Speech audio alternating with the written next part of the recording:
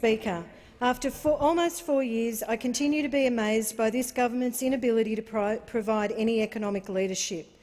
I remember in 2015 they thought that they were finally going to get it right. Arriving in the Treasury portfolio with such prospect, the member for Cook was lauded in the press as setting a new agenda and leaving the confusion of the previous 2 years behind. However, he, like the government, continues to disappoint by ignoring the problems of ordinary Australians, instead preoccupying himself with half-baked attacks on the opposition. Of course, this isn't new. We've come accustomed to being disappointed when it comes to this Treasurer and the economy. How can Australians be expected to have any confidence in a government who gets it so wrong and is so out of touch on economic policy? They steadfastly have not supported a Royal Commission into the banks, with the member for Cook claiming that ASIC has the powers of a Royal Commission in April last year. This continues to be untrue. In the meantime, those officers have seemingly ignored headline after headline, while the banks continue from one scandal to another with seeming impunity. There cannot be confidence in this sector when we hear day after day about incidents that point to systemic issues. While those officers continue to ignore these problems, people like those in my electorate bear the brunt. Another clear example of this government's lack of leadership is their approach to negative gearing. In fact, at one point it appeared the Treasurer wasn't even sure what negative gearing actually was.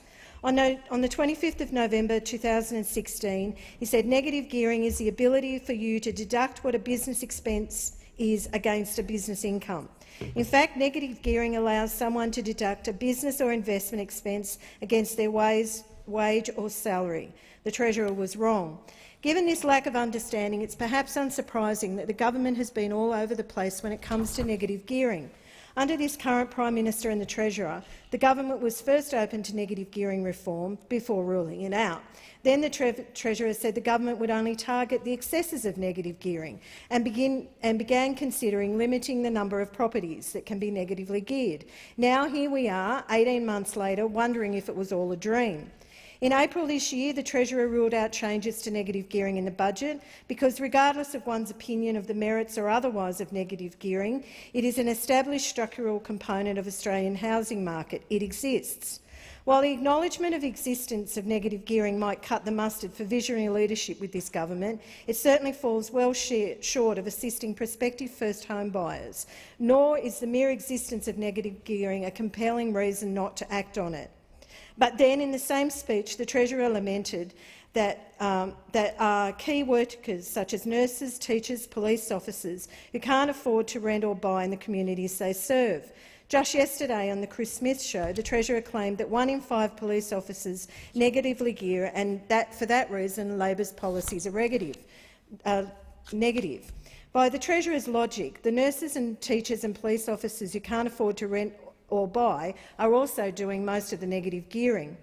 To be fair with the Treasurer, it's been revealed his proposal to reform negative gearings were dumped by Cabinet, making the first time a Prime Minister and Treasurer were overruled by Cabinet since the 1970s. But it serves to show us that despite the Prime Minister's assurance to the country, this is a government that lacks strong leadership. Yesterday, the member for Cook came in swinging with what was supposed to be a big attack on Labor, backed by figures ostensibly from the Independent Parliamentary Budget Office. The banner headline was the Parliamentary Budget Office had determined there would be $100 billion, $150 billion, $300 billion of tax hikes under Labor. Wrong on all counts.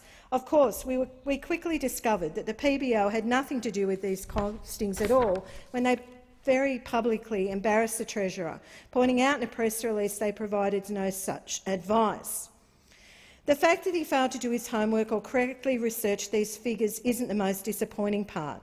To people like those living in my electorate in south-western Sydney, what is most disappointing is it shows yet again the Treasurer is more interested in the political point scoring than doing his job and taking an interest in problems that are faced by them and their families every day: jobs, wages, access to education, housing affordability. While Labor is actually listening and responding to these problems in its policy, those opposite continue to demonstrate that their priority is simply clinging to government, without any commitment to actually helping Australians. In fact, in many cases, they're making things worse, with measures like slashing penalty rates and reducing support for families in need.